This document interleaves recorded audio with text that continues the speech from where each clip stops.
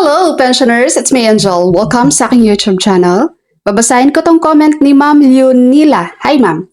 Sabi niya, ask ko lang po, bakit sa halip na increase, na-decrease naman? Yung dating 3,872 pesos, ngayong June ay naging 3,572 pesos na lang. Salamat. Naloko na. Bakit na-decrease? Okay, ang dati niyang pensyon is 3,872 pesos. Tapos ngayong June 2026, naging 3,572 pesos na lang. Kung retirement or disability pensioner ka po, yung inyong 3,872 pesos, madadagdagan dapat yan ng 10% ngayong June 2026. Ang 10% niyan ay 387.20 pesos. So total of 4,259.20. Yan sana ang pumasok sa account niyo ngayong June 2026, ang 4,259.20. Sa halip na 4,259.20 ang matatanggap mong pensyon ngayong June 2026, ito ay naging 3,572 pesos. So, ibig pong sabihin, nagkulang po si SSS sa inyo ng 687.20 pesos. Ganito po ang gawin nyo, madam. Number 1, check nyo po, baka meron kayong dependents children na kung saan hindi na po pasok sa pagiging dependents kaya tinanggal na yan ni SSS. Tandaan nyo po ha, ang mga dahilan kung bakit tinanggal na yung dependents children nyo, kapag po yan sila ay nag-reach na po ng 21 years old, mapalalaki or mapababae man yan, tatanggalin na po yan sila sa inyong dependents.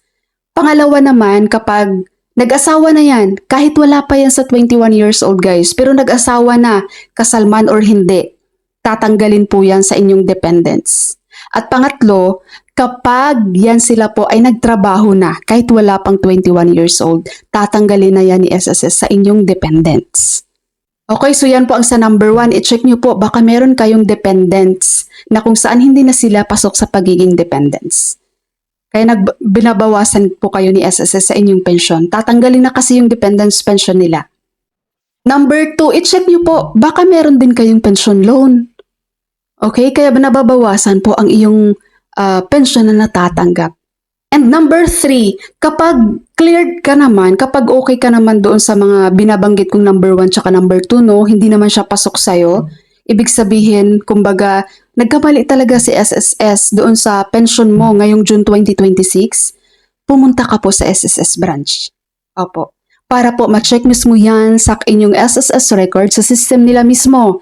Makikita kasi nila yan dyan guys kung nagkaka-error yan. Para maayos po at maibigay po sa iyo ang tamang amount na pensyon na dapat ang iyong matanggap buwan-buwan. Okay po? So hindi lang to kay Ma'am, sino to kay Ma'am Leonila ha? Lahat ng mga pensioners dito na meron pong same case sa kanya, if you think na meron pong error, meron pong mali sa pensyon na natanggap nyo po, huwag po kayong mag-atubili na pumunta po kayo sa SSS. Humingi kayo ng assistance doon para ma-check nila mismo sa kanilang system kung meron pong pagkakamali or merong error sa nangyari po sa inyong pension ngayon. At maayos po nila yan guys, no? Para po naman tamang amount po ng pension ang inyong matanggap. Alright, SSS pensioners, that's all for my video for today. Thank you so much for watching everyone. God bless you.